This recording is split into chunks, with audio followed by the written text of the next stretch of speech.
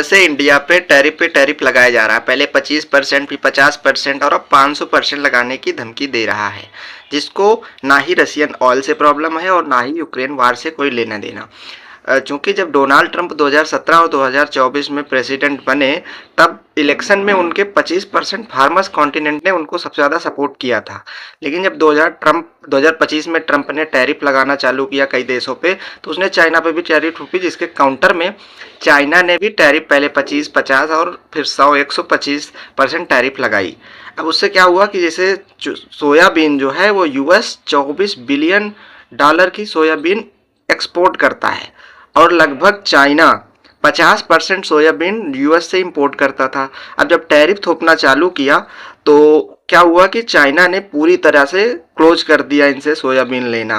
अब American farmer को जिससे दिक्कत हुई, अब उनको कोई चाइना जैसा अल्टरनेटिव अमेरिकन फार्मर को चाहिए था, ठीक है, तो उससे उनको इंडिया के ऊपर आना पड़ा, क्योंकि इंडिया फार्मिंग में चाइना का अल्टरनेटिव है।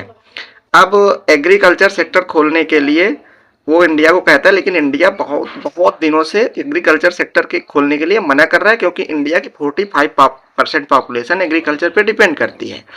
अब इंडिया गवर्नमेंट ये जानती है कि अगर उन्होंने एग्रीकल्चर सेक्टर के लिए मतलब हाँ किया तो उनका पॉलिटिकल और इलेक्शन का कॉन्सिक्वेंसेस अच्छा नहीं होगा, इसीलिए इंडियन गवर्नमेंट उसके लिए तैयार नहीं हो रही है। अब जो ट्रंप है वो इंडियन एग्रीकल्चर मार्केट को अपना यूज करना चाहते हैं, इसीलिए वो यूएसए टैरिफ पे टैरिफ थोपे जा रहा है और अब इंडियन मार्केट में उसने टैरिफ 500% तक की कर दी है।